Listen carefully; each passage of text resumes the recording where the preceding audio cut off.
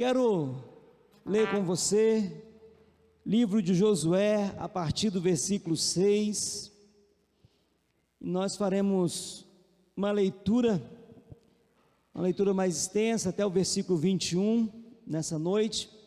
Enquanto você procura Josué 6, eu quero te falar algo.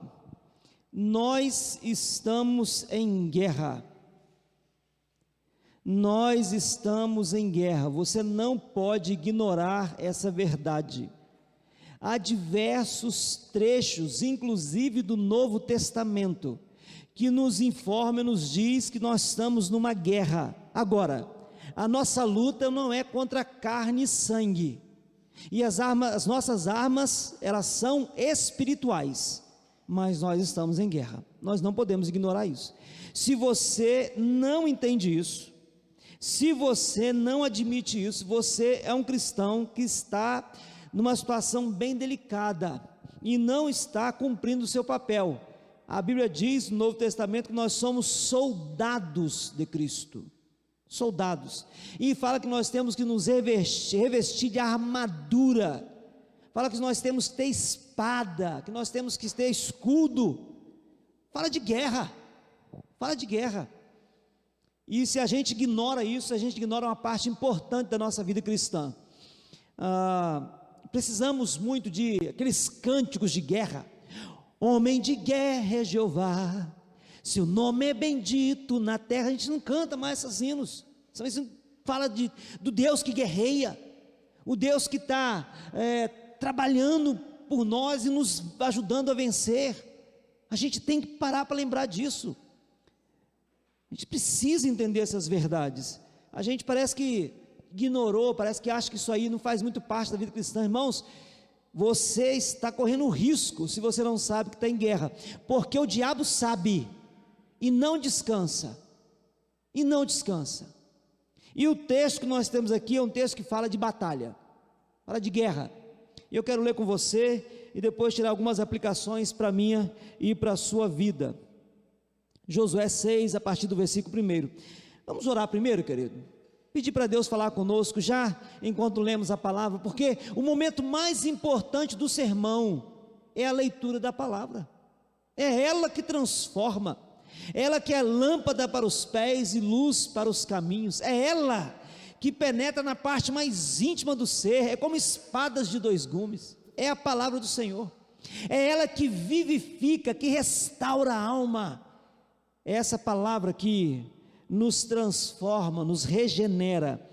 Então vamos falar com Deus. Pai, tua palavra será lida, essa palavra poderosa, que não volta vazia, sem cumprir o papel para o qual foi determinada. Essa palavra que é martelo que esmiuça a penha, que é espada de dois gumes. Aplica essa palavra ao nosso coração nessa noite, quebre as nossas resistências no nome de Jesus. Ó Pai, faz algo extraordinário na vida de quem está aqui e quem está acompanhando pelas redes sociais. Não nos deixa, Pai, ser os mesmos depois de ouvir a leitura e a exposição da Tua palavra, que sejamos melhores para a glória do Teu nome e para o nosso bem e para o avanço do Teu reino. No nome de Jesus. Ora, Jericó estava rigorosamente fechada por causa dos filhos de Israel. Ninguém saía, nem entrava. Então o Senhor disse a Josué: olhe, estou entregando em suas mãos a cidade de Jericó, o seu rei e os seus valentes. Vocês, todos os homens de guerra, devem rodear a cidade marchando ao redor dela uma vez. Façam isso durante 6 dias. 7 sacerdotes levarão 7 trombetas de chifre de carneiro adiante da arca. No 7º dia, rodeiem a cidade 7 vezes, e os sacerdotes tocarão as trombetas. Quando eles tocarem longamente a trombeta de chifre de carneiro, e vocês ouvirem o som dela, todo o povo gritará bem alto. A muralha da cidade cairá, e o povo subirá nele, cada qual em frente de si. Então Josué, filho de Num, chamou os sacerdotes e disse: levem a arca da aliança, e 7 sacerdotes levem 7 trombetas de chifre de carneiro adiante da arca do Senhor.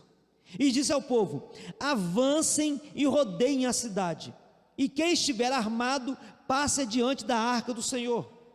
E assim foi que, como Josué havia falado ao povo, os 7 sacerdotes com as 7 trombetas de chifre de carneiro diante do Senhor passaram e tocaram as trombetas, e a arca da aliança do Senhor os seguia. Os homens armados iam adiante dos sacerdotes que tocavam as trombetas. A retaguarda seguia após a arca, e as trombetas soavam continuamente. Mas Josué tinha dado ordens ao povo dizendo: não gritem, nem façam ouvir a sua voz, não digam uma palavra sequer, até o dia em que eu disser: gritem, então vocês gritarão. Assim Josué fez a arca do Senhor rodear a cidade, contornando-a uma vez. Depois voltaram ao arraial e ali pernoitaram. Josué se levantou de madrugada, e os sacerdotes levaram de novo a arca do Senhor. Os 7 sacerdotes que levavam as 7 trombetas de chifre de carneiro diante da arca do Senhor iam tocando continuamente. Os homens armados iam adiante deles, e a retaguarda seguia após a arca do Senhor, enquanto as trombetas soavam continuamente. No segundo dia, rodearam outra vez a cidade e voltaram para o arraial. E assim fizeram durante 6 dias.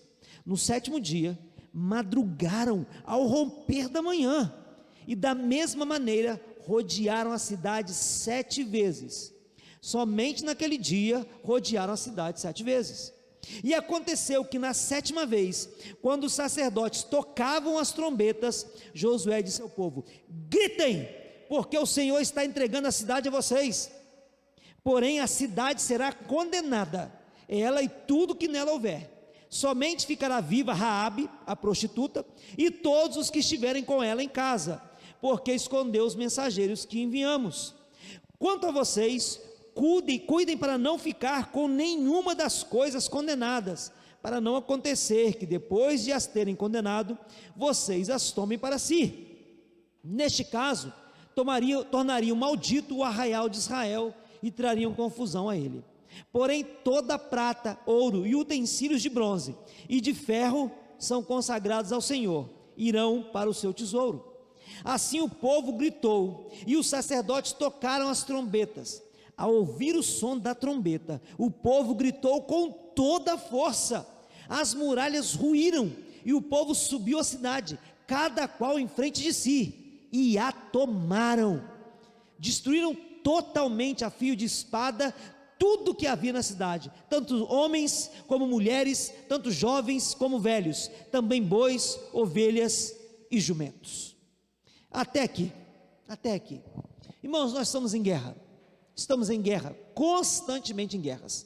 Vamos lembrar do que está acontecendo aqui? Só uma rápida contextualização, só para você se situar.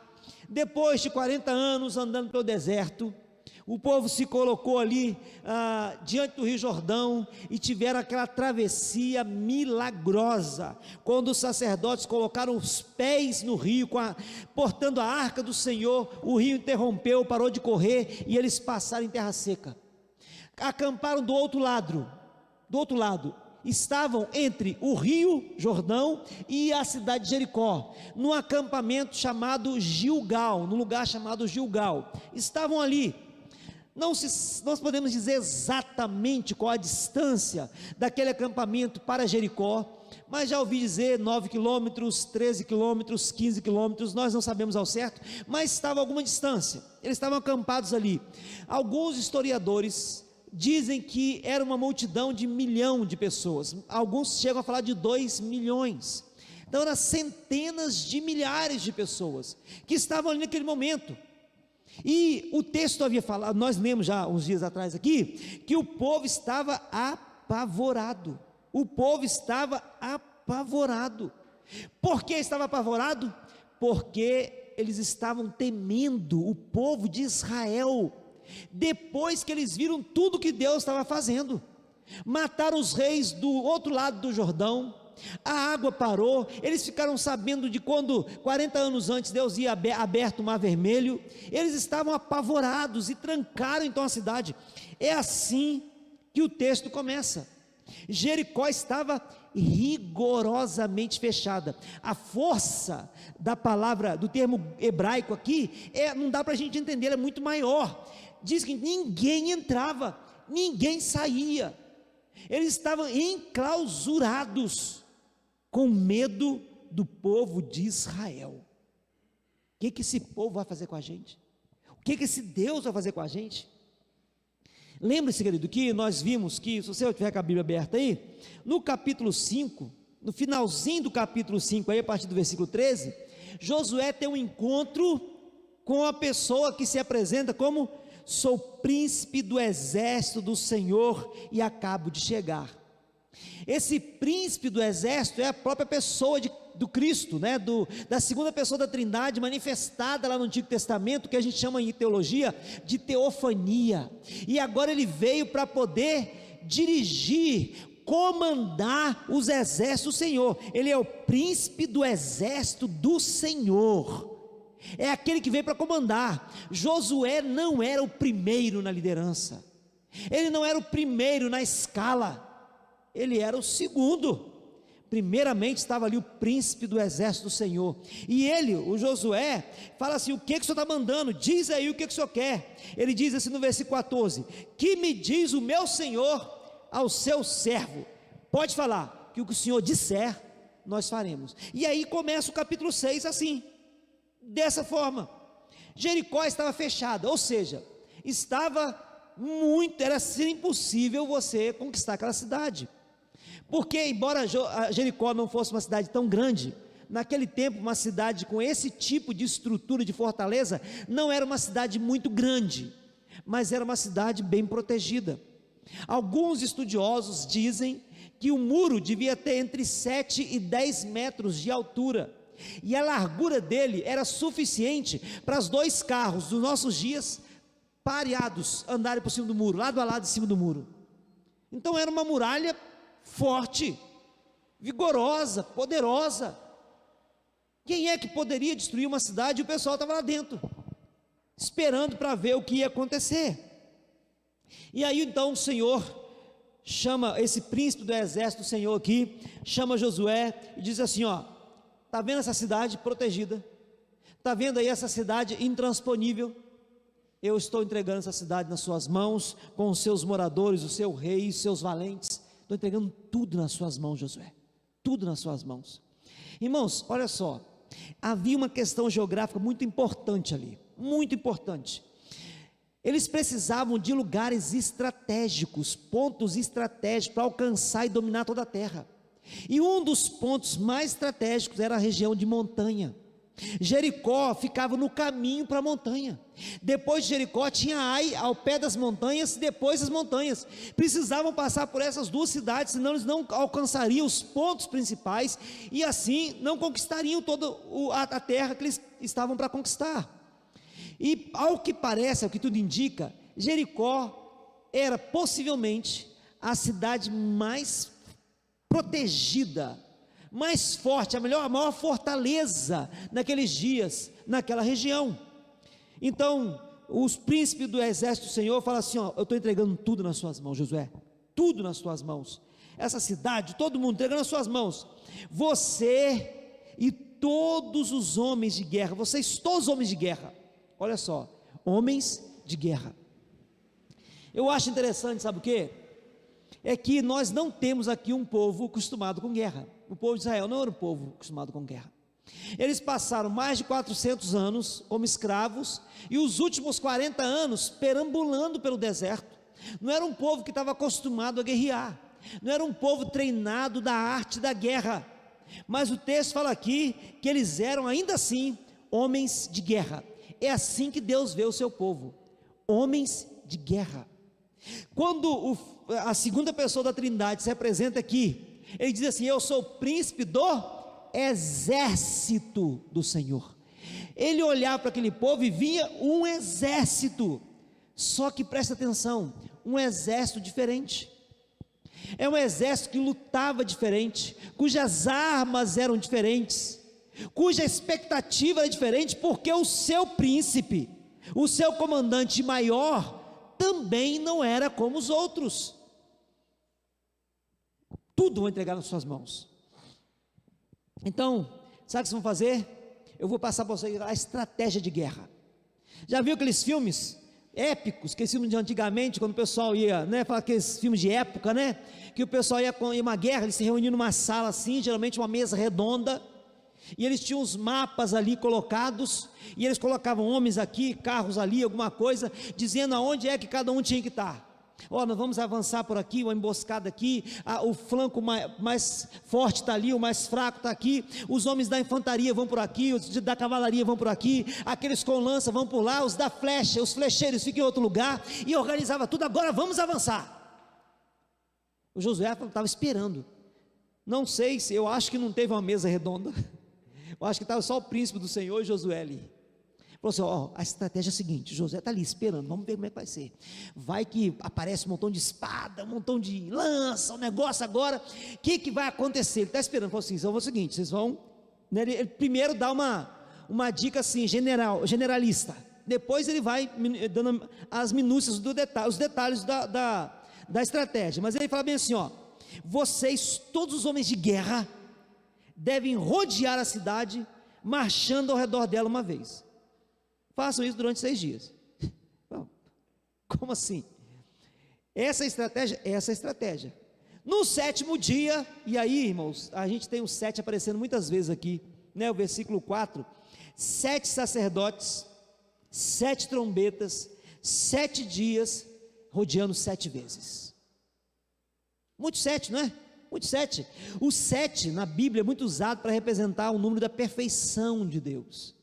Apocalipse, a gente viu isso quando a gente estudou Apocalipse, como que o número 7 aparecia e apontava para um número de perfeição, o número em que as coisas estão de acordo com a vontade de Deus, é o número 7, então está dizendo assim, está tudo sob controle, Josué. Então você faz isso, rodeia a cidade, 6 dias, uma vez por dia, 7 sacerdotes na frente, 7 sacerdotes com trombetas de chifre de carneiro, tocando continuamente. Primeiro dia, na frente vão os homens armados, atrás dos sacerdotes a arca do Senhor, atrás da arca os demais. A cidade não era tão grande como eu disse, e o povo de Israel era muito numeroso, era suficiente então para dar uma volta. Quando eles estivessem completando a volta, encontravam com o outro que estava começando a fazer a volta. Era grande o suficiente para isso, muita gente. Primeiro dia, contornaram, voltaram para o arraial, dormiram. No outro dia, acordaram cedinho, a volta com a trombeta tocando. Agora você imagina só, querido, eu fico imaginando a cena. Primeiro dia, eles começam, o pessoal dentro da cidade, porque eles foram de madrugada, chegaram bem cedinho, perto das muralhas ali, e era muita gente dentro da muralha, devia estar ouvindo barulho de multidão, e de repente começa a tocar uma trombeta, e o negócio, todo mundo fica apavorado, deve subir para as muralhas, para ver o que está acontecendo, e quando olha, fala, meu Deus, o que vai acontecer? E cada um clamando ao seu próprio Deus, o que vai acontecer? E o povo está ali marchando, e o príncipe do exército diz assim, vocês não vão falar nada, quietos, não pronunciem uma palavra sequer, todo mundo calado, 6 dias, então eles nem conversavam entre si, só o barulho das trombetas feitas de chifre de carneiro, 6 dias, o que Deus queria com isso? Talvez no primeiro dia o povo ficou apavorado, mas quando eles foram embora, mas não aconteceu nada, eu acho que esse povo percebeu que não vai dar conta da gente não, mas no dia seguinte o povo volta, o povo fica meio assim preocupado, o povo de Jericó, esse povo voltou, então é hoje então, o povo rodeia, vai embora, não vai dar nada esse negócio não. No terceiro dia, de novo o povo aparece, trombeta tocando, eles falam, mas, talvez no quarto dia ninguém estava nem subindo mais para a muralha para ver o que está acontecendo, lá vem aqueles doidos lá tocando trombeta em volta da muralha, eles estão aqui e não vão entrar. Quinto dia, olha os malucos lá. Eu acredito que Deus, irmãos, estava humilhando o povo de Israel. Eu acredito, colocando cada um deles no seu próprio lugar, para que eles entendessem que era Deus que ia agir em tudo que estivesse acontecendo. Lembra? O número 7 é Deus, é perfeição, Deus agindo. Quinto dia, o povo vai embora. Sexto dia, o povo rodeia e vai embora. No sétimo dia, eles acordam bem de madrugada. E era o dia que Josué falou assim: hoje, quando vocês rodearem, hoje não vamos rodear mais, vamos rodear 7 vezes. Na sétima vez, e 7 vezes, com a trombeta tocando continuamente. Enquanto eles estavam rodeando, o som da trombeta tomava o povo, tanto de Jericó quanto de Israel. Na sétima volta, quando eu mandar vocês gritar, vocês vão gritar. Quando eu mandar todo mundo gritar, e aí grita. Interessante que essas trombetas usadas aqui não eram as trombetas usadas na guerra.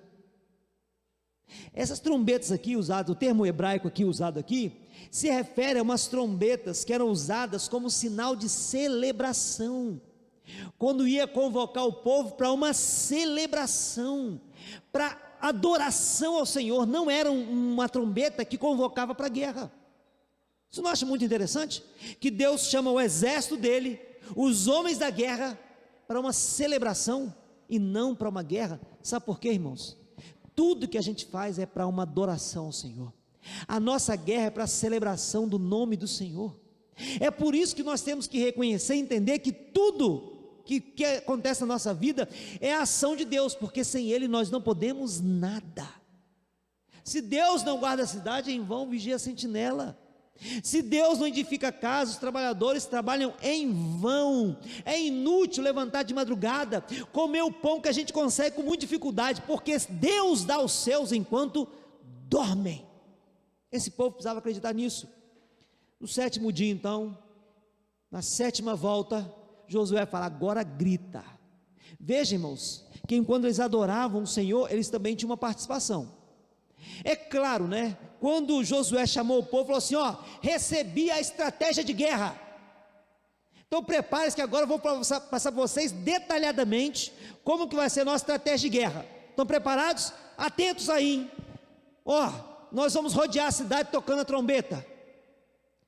A trombeta X, a de chifre de carneiro. Todo mundo sabia que aquela trombeta era para convocação de adoração. Era um sinal de adoração, de celebração e não de guerra. Mas como assim? É assim que nós vamos para a guerra? Nós vamos cantando. Vamos cantando. E o povo então falou assim: e depois? Ó, vocês vão ficar quietos, não podem nem conversar, todo mundo caladinho. Mas no sétimo dia, vocês vão gritar. E aí? As muralhas vão cair. Só isso? Só isso. Aí talvez alguém pensou assim: se o Josué está falando, a gente vai, mas esse negócio não está bom, Josué, nós vamos, nós já vimos coisas, Deus fazendo através de você, e o Rio Jordão, coisa e tal, a gente vai, mas, sei lá, esse negócio, vamos lá, vamos ver o que vai dar. E aí o povo vai e a muralha cai. Veja, irmãos, a muralha não cai enquanto a trombeta está sendo tocada, a muralha cai quando eles gritam. E se eles não gritassem? Não caía a muralha. Mas presta atenção, um grito, se só chegasse todo mundo ali: ô José, deixa, para, deixa, é só gritar, vamos gritar agora. No primeiro dia gritasse, a muralha não caía. Porque não foi o grito que derrubou a muralha, mas foi o grito que derrubou a muralha. Está entendendo ou não? É porque tinha todo um protocolo a ser seguido. Tinha toda uma estratégia. Deus falou: faz do meu jeito. Deus podia ter falado assim: ó, não precisa nem tocar a trombeta, grita que vai cair tudo. No primeiro dia, podia ou não? Podia. E caía tudo. Ou Deus podia fazer assim: 7 voltas no primeiro dia, resolve esse problema. Grita e cai tudo. Podia cair tudo. Ou então toca a trombeta e vai cair. Beleza, caía. Mas Deus, irmãos, resolveu que Ele ia trabalhar com a gente nesse mundo. Ele resolveu que ia trabalhar com a gente. Deixa eu te falar um negócio. Eu queria que você prestasse, guardasse atenção prestasse atenção no que eu vou falar e guardasse o seu coração, o que eu vou dizer nessa noite. Nós precisamos da obra do Senhor, do ministério do Senhor, mais do que o Senhor precisa de nós. Porque na verdade, irmãos, Deus não precisa de nós. Pensa num pai que para poder passar tempo com o filho, ele fala assim: filho, hoje nós vamos lavar o carro. Pai, o pai já sabe, está careca de fazer aquilo lá, experiente, lava o carro. Se ele tivesse sozinho, ele lavava melhor e mais rápido. Mas o negócio não é lavar o carro, o negócio é passar o tempo com o filho. Está entendendo? Então ele fica ali, leva horas às vezes, lavando o carro com o menino derruba o sabão, esquece de limpar um lado, no final das contas, não vai ficar bom como se o pai fizesse sozinho.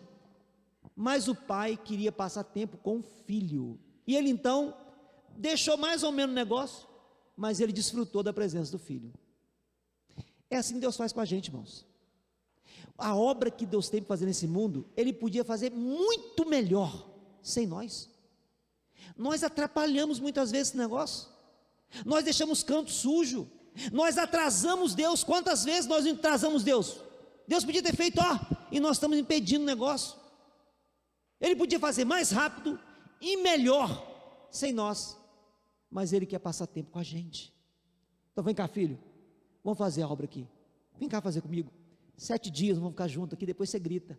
Mas gritar não resolve nada, não é o grito, sou eu, mas eu queria que você participasse comigo, né? Igual, já viu que as crianças pequenas assim, você vai pegar um peso, aí você tem um filho pequenininho, lá, 2, 3 anos, mais ou menos, 4 anos assim, aí você vai pegar um peso, deixa eu ajudar, aí ele bota a mão, nós estamos carregando o peso, mas ele acha que está ajudando, não é verdade? E a gente pega aí, ajuda aí, segura aí para não cair, hein? Segura para não cair. O menino não está botando peso em nada, mas ele acredita que é Deus fazendo com a gente, irmãos. E o menino se acha muito grande. Ajudei papai. Ajudei papai. Ajudou. Deus deu privilégio para a gente assim, irmãos. Deus quer você na obra por causa de você. É para o seu bem, é para relacionamento, é para a vida com você.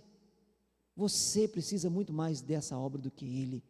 Não perca a oportunidade, o privilégio de servir o Senhor, seja onde o Senhor te chamar. Porque aonde quer que você esteja servindo ao Senhor, ainda que seja a obra que você acredite ser a mais simples, anônima, que ninguém está sabendo, você está passando tempo com o seu Pai, e isso é que vale a pena. Isso é que vale a pena. E o povo está lá, naquela celebração, trombete de celebração. E aí há 3 coisas que eu queria que a gente pensasse aqui, para a gente avaliar como é que temos que entrar na guerra do Senhor. Antes do desafio, antes de entrar na guerra, você precisa lembrar de uma coisa. Lembre-se que está lutando em vitória e não pela vitória. Isso é muito diferente. Você vai entrar na guerra, mas você não vai entrar para ganhar. Você já ganhou. Você está lutando em vitória e não pela vitória. Não é isso que a Bíblia fala? Que em Jesus nós somos mais do que vencedores. Nós não somos mais do que lutadores que estão querendo vencer, não. Nós somos mais do que vencedores, nós já vencemos. Porque a Bíblia fala que Deus triunfou na cruz do Calvário. E Ele triunfou sobre as hostes do mal, sobre tudo Ele triunfou, e os humilhou, os colocou ao escárnio. Ele triunfou, Ele já venceu, e a vitória dele é a nossa vitória. Então quando você entra na obra, você entra na guerra do Senhor, você entra para lutar em vitória, e não pela vitória. Você já entra sabendo que você vai ganhar. É como, claro, não é só uma figura para você entender, é como você assistir a reprise de um jogo que você já sabe que é um vencedor. Você assistiu o jogo, você vibrou quando o seu time ganhou, aí você vê a reprise, você está vendo, mas você já sabe o resultado final, você nem dá muita atenção, porque você já sabe que o seu time vai vencer. Nós lutamos, irmãos, em vitória. Agora, presta atenção, o que tem que ter no nosso coração enquanto nós lutamos? Primeiro, temor de Deus. Temor de Deus. O texto começa falando assim, E ora, Jericó estava rigorosamente fechado por causa dos filhos de Israel. Ninguém saía nem entrava. O que os filhos de Israel fizeram? Pensa aí. O que eles fizeram para aquele povo temê-lo? Nada. Foi Deus que fez tudo. Eles estavam temendo o povo de Israel, mas era Deus que estava fazendo. É o temor de Deus, irmãos, o nosso temor de Deus, que lança nas pessoas o temor de nós. Está entendendo ou não? Quando você teme ao Senhor, de verdade, os inimigos de Deus temem você. Então o temor de Deus tem que estar em nosso coração. Segundo, você tem que confiar nas promessas do Senhor. Ele falou assim, ó, você vai que eu já te dei Jericó. Ele fala assim, ó, eu estou entregando nas suas mãos a cidade de Jericó, o seu rei e seus valentes. Eu estou entregando. Então confia na promessa. Se ele falou, vai com força, vai com confiança, vai na fé. Então, primeira coisa, temor de Deus. Segunda, crê nas promessas do Senhor. Terceiro, siga de forma estrita as instruções do Senhor. Não faça do seu jeito. Deus tem o jeito dele. Ah, pastor, mas podia ser de outro jeito? Não sei, talvez sim. Podia ser um jeito menos complicado? Talvez sim, Deus é poderoso, mas se ele fez daquele jeito, é porque ele queria que fosse assim. Por exemplo, deixa eu fazer uma pergunta, coloca aí uma aplicação para você pensar. Deus criou o casamento, sim ou não? Ele instituiu o casamento. E o Deus que instituiu o casamento falou como que o casamento deveria ser. E uma das coisas que ele fala do casamento é assim, que o cabeça da mulher é o marido. Agora deixa eu fazer uma pergunta, isso complica as coisas ou não? Pensa aí, o marido mais tranquilão e a mulher mais enérgica, que tem assim, né? O marido mais tranquilão, o cara mais tranquilo, boa vida, bom vivão, tranquilão, e uma mulher que é aquela agitadona, imagina só, aí casa os dois. Podia ser mais simples o negócio? Podia, mas foi assim que Deus fez. E se você quiser ganhar, quiser ter vitória, você tem que seguir estritamente as instruções do Senhor. Não há outro jeito. Se você mudar o negócio, dá ruim, como diz a molecada aí, dá ruim. Então lembre-se, você está lutando em vitória, não pela vitória. Nós já somos mais que vencedores. Mas também você tem que ter temor no coração, crer nas promessas do Senhor e seguir estritamente as instruções que o Senhor der. O pessoal fez tudinho que Deus mandou. 6 dias, uma volta só, todo mundo caladinho. No 7º dia, 7 voltas e na 7ª o grito, e aí o negócio funcionou. Segunda coisa, primeiro, antes do desafio, antes da guerra, tem que lembrar que você está lutando em vitória, não pela vitória. Segundo, e durante o processo da guerra, você tem que lembrar de que você vence o inimigo pela fé. Irmãos, tinha que ter muita fé para ficar dando volta 6 dias naquela muralha lá. Talvez lá para o 5º, 4º dia, o pessoal já começou a mexer com ele lá de cima, debochando lá de cima da muralha. E aí, povinho? Ué, vão tentar entrar não? De novo vocês aqui? Vai, toca aí seus doidos. Quem sabe pode ter acontecido isso? Eu não duvido que tenha acontecido isso não. Um mais debochado lá em cima. E aí no 7º dia, falou, mas Josué, 6 dias tocando esse negócio, não aconteceu nada, não tem uma rachadura nessa muralha. Calma gente, 7 voltas agora, 7 voltas. E depois um grito, Josué. Tem uma bomba atômica para jogar nesse negócio, não, um canhão, alguma coisa. Grito. Mas Josué, quem é que ganha vitória no grito? Nós, a gente. Porque Deus falou que é no grito. Não é, irmãos, o grito não era arma de guerra e não é para ninguém. Nem numa discussão você ganha no grito. Não é verdade? Nem uma discussão você ganha no grito. Ninguém ganha guerra no grito, a não ser que o grito seja colocado como arma de guerra pelo Senhor. Aí muda a história. Você quer ver? A gente quer ver uma pessoa transformada, pessoa dura de coração. E a nossa vontade é abrir a cabeça do sujeito. Tem hora, quem já sentiu vontade de fazer isso? Abrir a cabeça assim, colocar dentro da cabeça da pessoa assim, que negócio, sabe? Já pensou nisso? Já pensou? Mas aí Deus podia fazer um negócio desse jeito, mas não fez. Ele fez de outro jeito, parece que complicou o negócio. Ele falou assim, prega a palavra. Mas Senhor, prega a palavra. Jesus não mandou a gente brigar com ninguém, não mandou a gente querer convencer ninguém, só falou assim: prega a palavra, deixa comigo. E quantos milhões e milhões e milhões de pessoas têm sido convertidas ao longo das décadas e dos séculos? Quantos milhares se convertem a cada dia dessa forma? Palavra, só uma pregação, palavra. Uma menina foi para a faculdade, entendeu que ela podia servir o Senhor na faculdade. A faculdade, irmãos, hoje em dia a universidade é um ambiente extremamente hostil ao evangelho.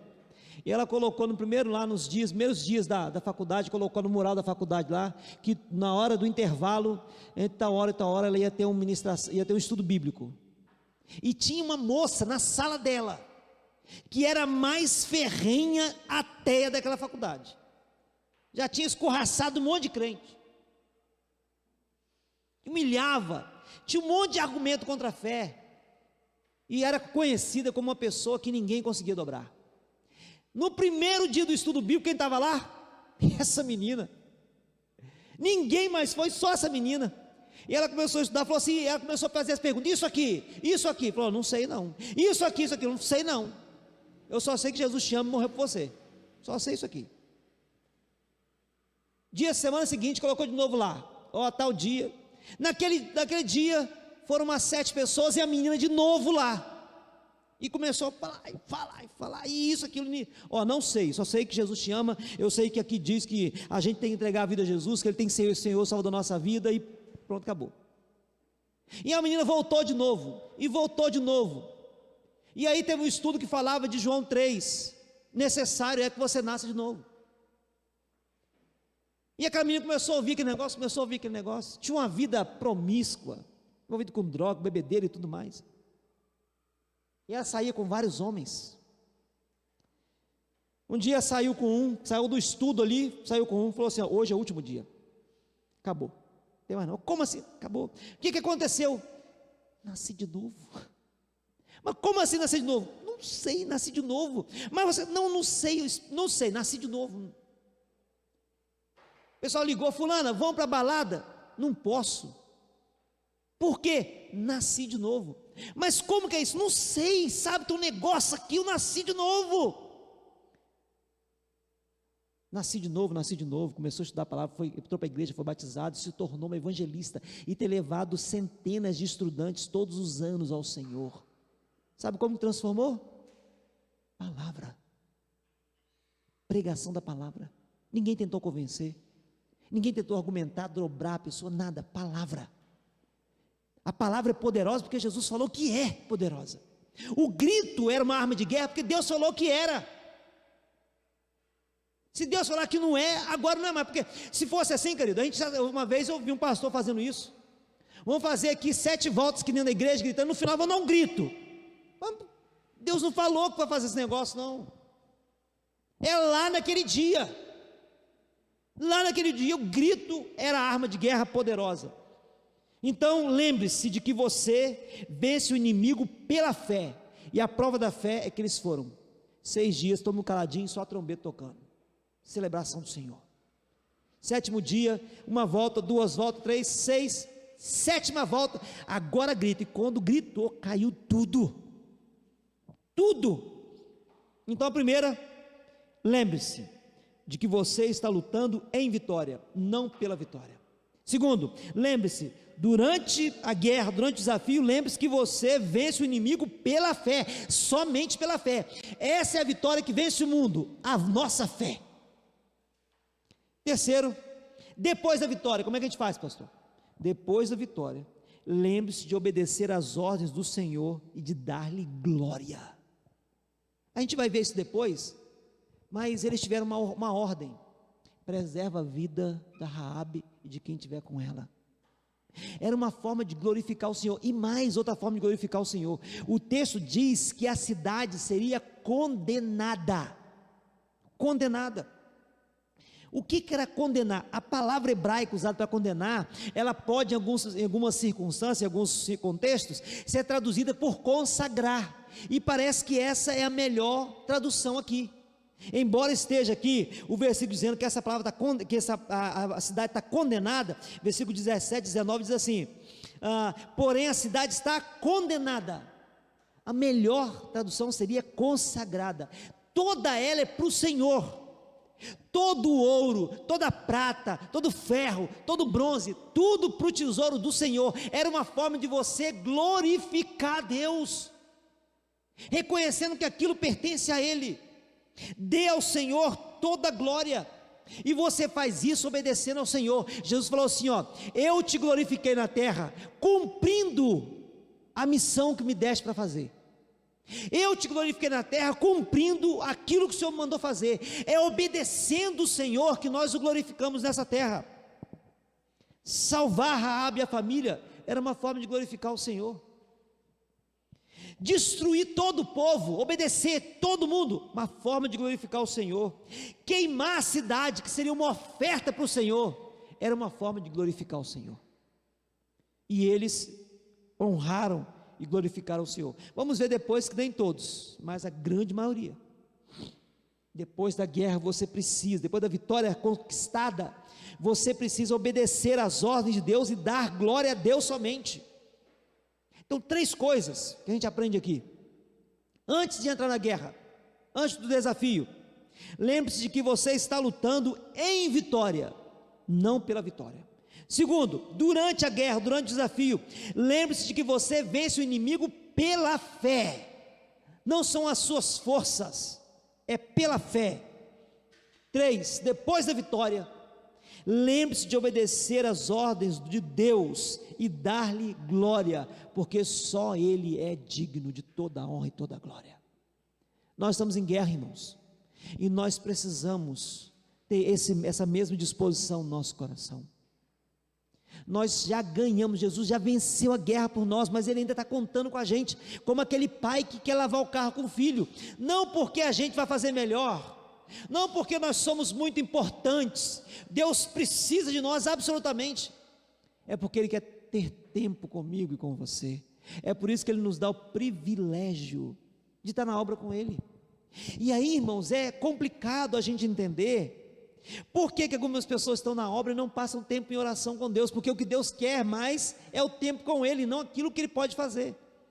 Quando Jesus escolhe os discípulos, o texto fala assim, Ele chamou 12 para estar com Ele, e depois para os enviar a pregar. Primeiro chamou para Ele, para estar com Ele. Precisamos entender isso, querido, precisamos entender isso. Pela fé nós vamos vencer, pela fé nós vamos tomar posse daquilo que Deus já nos deu. Ele está nos entregando todo dia, mas às vezes nós não temos fé para tomar posse. Nós achamos que a palavra do Senhor é retrógrada, ultrapassada. Isso aí vai mudar alguma coisa? Isso aí foi em outros tempos, você é quadrado. Não, irmãos, se Deus falou que aquilo ali que é arma de guerra, pode ser a coisa mais estúpida, como um grito. Pensa num negócio estúpido, mas só foi suficiente para derrubar a muralha. Ela caiu por inteiro. Há alguns estudiosos que dizem que nas escavações descobriram que as muralhas caíram para fora e não para dentro, para ter certeza que foi a ação de Deus e não do homem, de dentro para fora. E o pessoal subiu e conquistou a cidade. Agora eles estavam prontos para continuar conquistando o restante,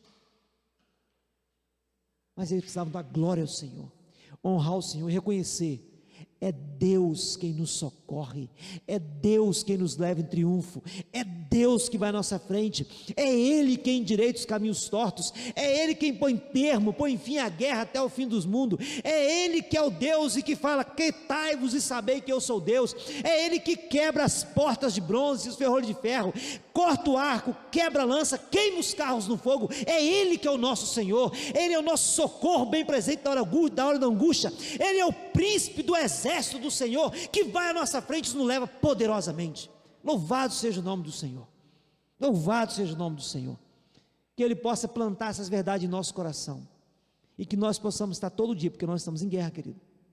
Não ignore essa realidade, nós estamos em guerra constante, Talvez você não se deu conta disso ainda, mas nós estamos em guerra, mas essa guerra já tem vitorioso, nós já sabemos quem é que vai levantar a taça no final da história, nós já sabemos. Que Deus nos abençoe. Eu quero orar por você. Primeiro eu quero 2 orações aqui, irmãos. Você podia orar aí para Deus esclarecer a sua mente nessa noite. Fala: Deus, me ajuda a entender que eu estou em guerra. Às vezes eu fico tão distraído no dia a dia, envolvido com outras coisas, e esqueço que eu estou em guerra. Às vezes eu acho que o meu negócio é arrumar casa, trabalhar, ou então juntar dinheiro, e eu fico tão focado nessas coisas, que eu esqueço que enquanto estou fazendo aquilo, o diabo está me guerreando, atacando a minha família, atacando a igreja, e eu fico igual um bocó, de boca escancarada, cheio de dentes, esperando a morte chegar. Ó Deus, ora aí querido, ora agora aí. Fala: Deus, esclarece minha mente, me ilumina, me ajuda a entender essa verdade, de que eu estou em guerra, todo dia, toda hora, ininterrupta. Ó Deus, em nome de Jesus, que a Tua palavra nos esclareça nessa noite, e nos ajude a entender que nós estamos em guerra, nós estamos no campo de batalha. O mundo não é uma colônia de férias, é um campo de guerra, e nós somos os soldados que compõem o seu exército. Mas louvado seja o teu nome, adiante de nós está o príncipe do exército do Senhor, aquele que já nos conquistou a vitória, e é por fé na vitória que ele conquistou, que nós vamos vencendo e queremos glorificar o nome do Senhor. Esclareça nossa mente dessa verdade, e nos ajuda a ter isso vivo, alimentado em nosso coração, todo dia, para que a gente não seja alvejado, distraídos, porque o diabo, nosso adversário, ele anda ao nosso derredor, buscando a quem possa tragar. Mas louvado seja o nome do Senhor, o Senhor nos dá a vitória em Jesus Cristo, é nele que nós somos mais que vencedores. Amém, amém. Segunda oração, para Deus te dar vitória, para Deus te fazer acreditar nas armas que Ele colocou à sua disposição. Às vezes você está orando, a Bíblia fala que a oração, irmãos, é uma estratégia de guerra. Você está orando, fala assim: pastor, até agora eu não vi nada acontecer. Irmãos, primeiro dia eles rodearam lá, tocaram a trombeta, não aconteceu nada. Sexto dia, rodearam, nada. No sétimo dia, primeira rodada, segunda, terceira, nada. Mas na sétima rodada, no sétimo dia, na sétima volta, o grito do povo fez a muralha ruir, querido. Pastor, eu estou orando há tanto tempo, parece que nada está acontecendo. Calma, você está só rodeando a muralha, calma, vai chegar a hora de gritar, querido. Lembra, mas tem que rodear celebrando, continuamente. O texto fala que as trombetas estavam continuamente sendo tocadas, mais de 3, eu acho que 3 vezes o texto fala isso, continuamente. Eu acho que 9 vezes aparece a palavra arca do Senhor, expressão arca do Senhor, para dizer que o pessoal estava confiando em Deus mesmo, é Ele que vai fazer. Eliseu falou assim: vai lá, moço, Naamã, 7 mergulhos no rio, primeiro nada, segundo nada, 7 mergulhos, levantou curado. Mas como que água pode curar lepra? Quando Deus fala que água cura lepra, a água cura lepra, é assim que funciona, querido. Então, se a oração é uma estratégia de guerra, tome posse e coloque em prática. Então você vai orar agora, fala: Deus, me dá vitória, talvez um pecado, talvez meu casamento, talvez meu filho, e continua crendo que a vitória já é sua, meu irmão, já é nossa. Ó Deus, em nome de Jesus, nos dá vitória nas nossas guerras, nas nossas lutas, e também nas nossas batalhas diárias, essas batalhas de todo dia, que compõem o cenário da grande guerra. Às vezes nós perdemos uma batalha aqui, e outra ali, mas a guerra já tem um vitorioso, e é o povo do Senhor. Ajuda-nos a acreditar nisso, e a de forma fiel dedicar a nossa vida ao Senhor, para que, usando as armas que o Senhor coloca à nossa disposição, essas armas espirituais, nós possamos vencer não apenas a guerra, mas as batalhas do dia a dia, em nome de Jesus. E se acontecer, Deus, de a gente vacilar e perder alguma batalha, ajuda-nos a levantar, sabendo que a guerra não acabou, porque quando acabar, nós estaremos no pódio. A vitória é nossa em nome de Jesus. Nós seremos vitoriosos, nós já somos os vitoriosos, nós somos mais que vencedores, e é assim que nós queremos andar, como vitoriosos em nome de Jesus. Amém, amém. Que Deus te abençoe, que Deus te dê uma nova postura a partir de hoje. Soldado de Cristo. Eu lembro que tinha uma música, né, que as criancinhas cantavam, né? Que é Soldadinho de Cristo. Lembra aquelas músicas que a gente não ouve mais cantando? A gente tem que cantar esse negócio. Soldadinho de Cristo, é isso que a gente é mesmo, não. Nós estamos no exército. Antigamente a igreja sabia disso, parece que ela esqueceu. Mas que Deus coloque essa verdade no nosso coração e que nos dê estratégia de guerra todo dia e nos dê fé para acreditar que as armas dele são poderosas, em nome de Jesus.